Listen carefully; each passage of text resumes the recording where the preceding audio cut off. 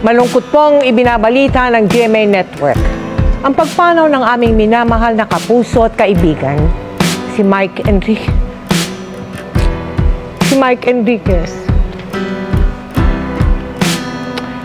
Siya po ay 71 taong gulang. Si Mike po ay halos 2 dekada nating nakasama gabi-gabi dito sa 24 oras. Mahigit 20 taon din siyang naging host ng public affairs program na investigador. Si Mike po ay nagsilbing presidente ng RGMA Network Incorporated at naging senior vice president and consultant for radio operations ng GMA. Siya rin po ang host ng Super Balita sa umaga at saksi sa Double B, sa Super Radio DZBB.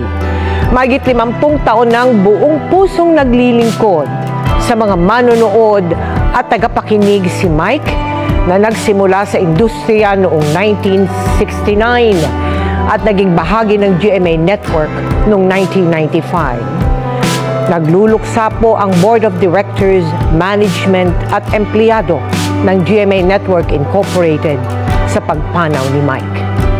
Ayon sa GMA Network, ang kanyang dedikasyon sa industriya ay magsisilbing inspirasyon sa lahat.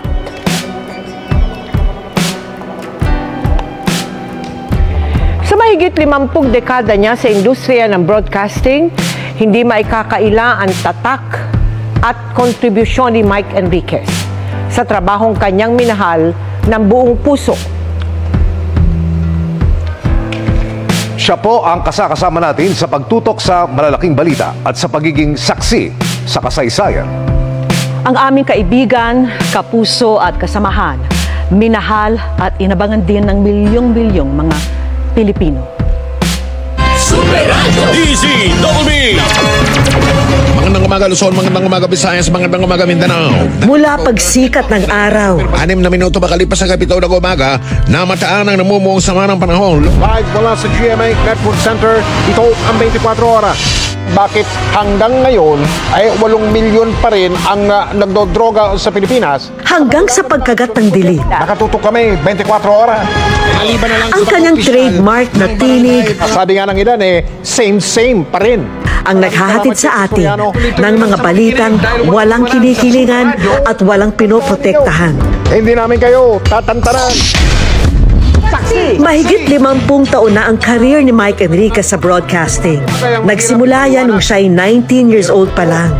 Sa di sinasadyang pagkakataon, nang dalawin niya ang isang kaibigang nagtatrabaho sa radyo.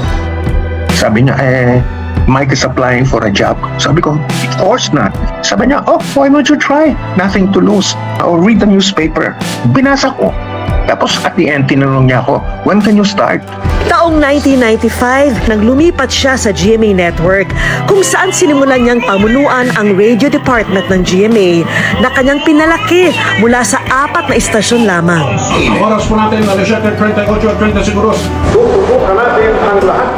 Ang kanyang TV career naman, hindi rin daw sinasadyang magsimula. Nang mga ilangan ang GMA ng male anchor sa isang election coverage, bagay na labis daw niyang ikinagulat. Hoy, 7:03 na po, 30 minutos. Itong mukha na ito, hindi pang TV ito Tanggap ko yun. Sarili ko ang nanay, hindi makapaniwalang sa TV ako Umaabot na sa dalawang. Kinuha si Mike para maging anchor ng pinakabagong newscast ng GMA, ang Saksi. Nangawag nila ako for a meeting. Sabi nila, gusto nila fast-paced newscast. Tapos ang gusto nila ay mabilis, Mabilis. Tsaka puro headlines lang. Nervyos ako noon. Nanginginig ako sa takot, tapos ang lamig pa ng aircon. Basta po kayo, tataas na ang presyo ng langis bukas. Mula rito, gabi-gabi na siyang naging tagapaghatid ng balita na pumukaw sa atensyon ng milyong-milyong Pilipino sa kanyang unique na estilo ng pananalita. Taong 2000 nang opisyal na maging investigador ng bayan si Mike, na umaksyon at nagbigay solusyon sa mga sumbong at problema ng ating mga kababayan.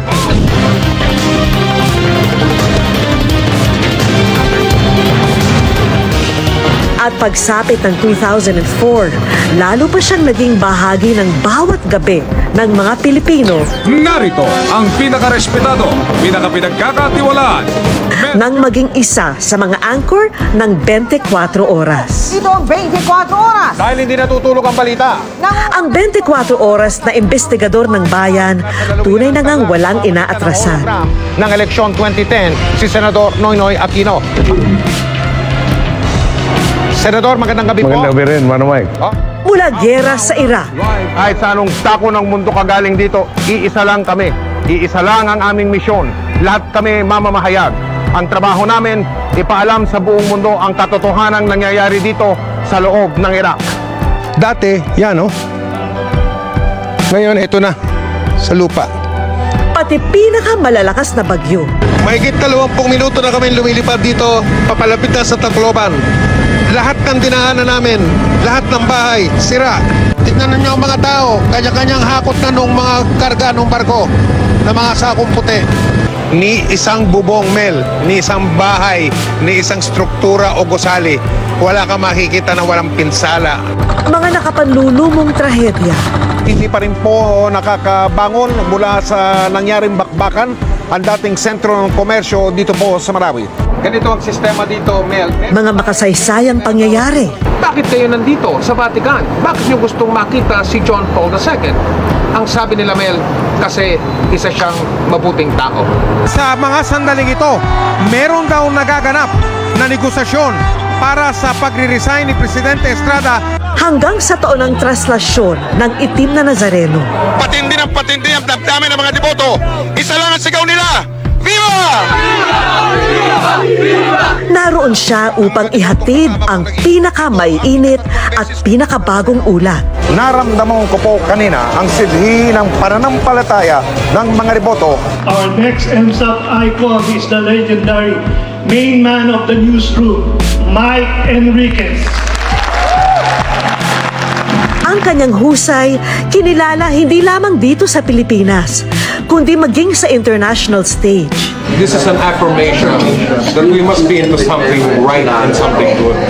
Ako po si Mike Enriquez, buong puso para sa Pilipino. Ito ang GMA, walang kinikilingan, walang pinoprotektahan. Yo! Pero sa kanyang galing sa pagbabalita, kanya rin na ipapakita ang kanyang pagiging tao lamang. Kung saan galing yung bagong strain o uri, excuse me po, hindi po yung coronavirus, ng coronavirus. Good manners and right conduct yun. Kala ng mga tao, arte yun eh. O gimmick, hindi po. Sa bata pa kami, sinanay na kami na pag inuubo ka o pag binahing ka, dapat mag-i-excuse me po ka. Sa eleksyon 2019, pusuan ang totoo.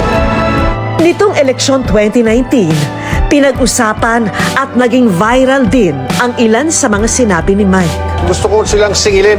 Anong maasahan namin sa inyo ngayon? Ka na? Yes! Maaga. Yes! Nasingilan mo? Oo, para magkaalaman. Ngayon pa lang, magkaalaman na para sa habang umuusad ang kanilang termino, na-check natin yung ginagawa nila versus yung ipinangako nila.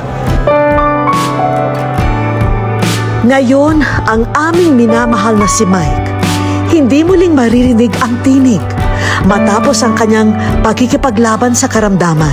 Pero sa aming puso, malinaw na malinaw pa rin ang kanyang boses. Hindi namin kayo tatantanan.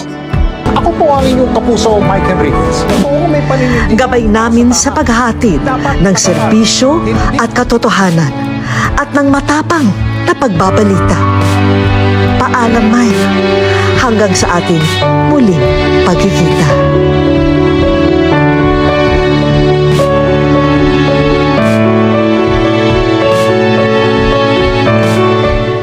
Alam niyo, gusto kong palakpakan si Mike. Galing talaga. Woo! At yan po ang mga balita ngayong Martes. Ako po si Mel Tiangco. Ako naman po si Vicky Morales para sa